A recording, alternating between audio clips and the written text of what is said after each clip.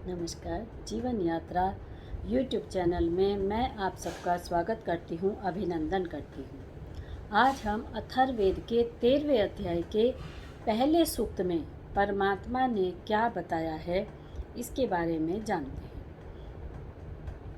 परमात्मा कहते हैं कि प्रकृति चमकदार है, यानी कि जो नेचर है वो बहुत अट्रैक्टिव है, और जीव का यानी कि हम मनुष्यों का इसकी तरफ झुकाव स्वाभाविक है।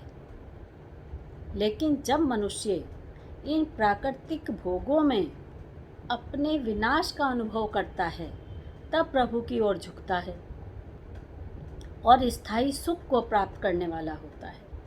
क्योंकि प्राकृतिक जो चमक है, इसका जो सुख है, इसके पदार्थों से मिलने वाला जो सुख होता है वो क्षणिक होता है। इसलिए प्रभु कहते हैं कि हमें इस प्रकृति का प्रयोग इस तरह से करना चाहिए जो हमें प्रभु की तरफ ले चलने वाली हो। हम प्रकृति की चमक का भी आनंद ले सकें और प्रभु को भी प्राप्त कर सकें।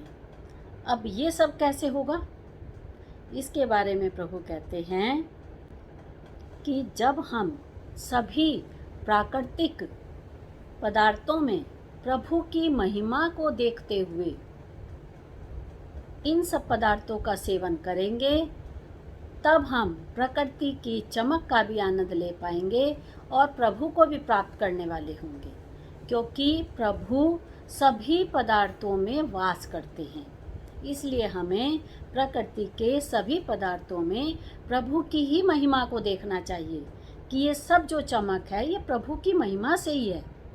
इन सब में प्रभु का ही वास है। प्रकृति से बने हुए सूर्य, चंद्र आदि सभी पिंड नियमित गति से चल रहे हैं, सब प्रभु की महिमा है। इन्हीं से हमें प्रेरणा लेकर हमें भी नियमित गति से, संयमित गति से अपने अनुशासन में रहकर ही अपने जीवन को जीना चाहिए। प्रकृति का ठीक से प्रयोग करना ही उसका आदर करना और उसकी पूजा करना, उसकी उपासना करना बताया गया है।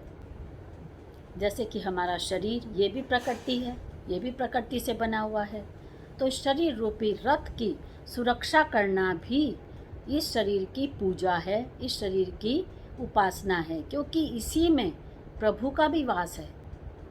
सूर्य की किरणों से इस शरीर को निरोगी बनाए रखना, इसकी पूजा करना है, और सूर्य की किरणों से लाभ लेना, अपने शरीर को स्वस्थ रखना, ये सूर्य की भी पूजा है। और वेदवाणी तो ये भी कहती है कि प्रभु का ज्ञान भी उन्हीं को प्राप्त होता है जो इन प्राकृतिक भोगों से ऊपर उठ जाते हैं और सभी प्राकृतिक पदार्थों में प्रभु की ही महिमा देखते हैं, उन्हीं का वास महसूस करते हैं। तो इस तरह से हमें प्रकृति की चमक का भी सुख लेना चाहिए और प्रभु की भी प्राप्ति के लिए निरंतर प्रयास करते रहना चाहिए। प्राकृतिक सभी पदार्थों में प्रभु की ही महिमा के दर्शन करने चाहिए। धन्यवाद।